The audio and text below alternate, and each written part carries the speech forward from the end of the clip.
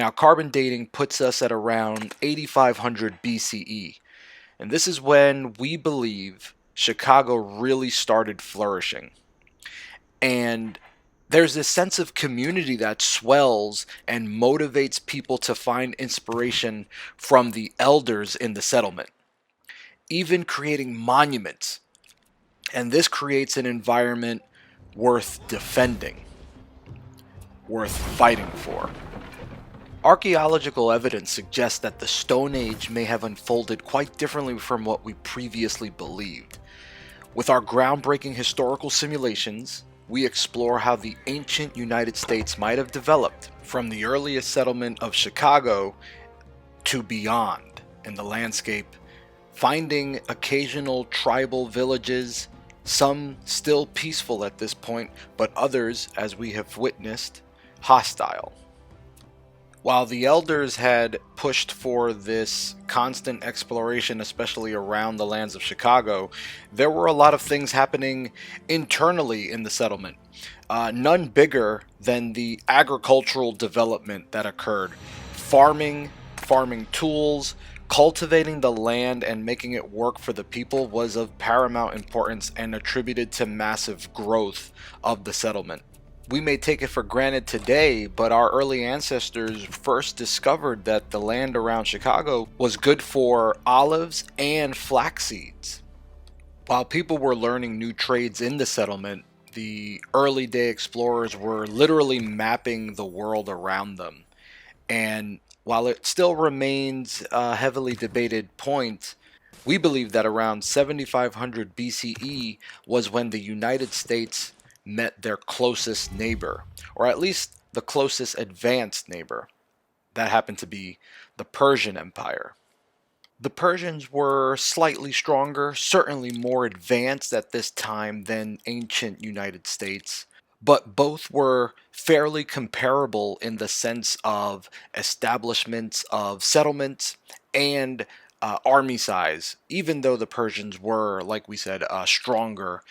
This had to have created a sense of nervousness in the Chicago settlement because now you had another established state with a powerful army, sense of centralization. It genuinely posed a threat to the expansion and sovereignty of our ancestors.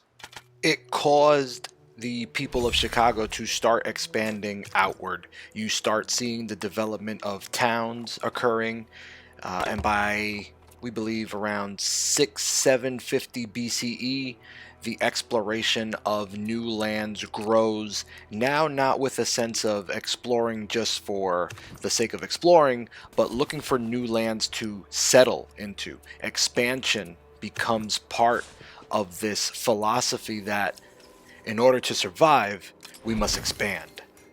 With the creation of the township of Lincoln, we saw that the settlers started adapting to the land. Now you saw people working forestry to improve industry, build up better defenses for themselves, as well as build tools that allowed for the people to become more efficient. By 6000 BCE, Chicago's influence starts to spread even further, grasping in more land for their people. Chicago starts growing at a very rapid pace. This is due to the improvements in the land. Hunting becomes better, production becomes better, but there is something lacking in the United States, and that is the technological superiority that we've come to know and enjoy in today's modern life. It didn't really start back then, and the United States was not one of those centralized powers that pushed the boundaries on advancements in the technological space. It was actually the Shang dynasty that pushed the world forward into what we today call the Bronze Age. The United States was still fighting with stone tools against predators that were threatening the livestock and deer on the outskirts of Chicago.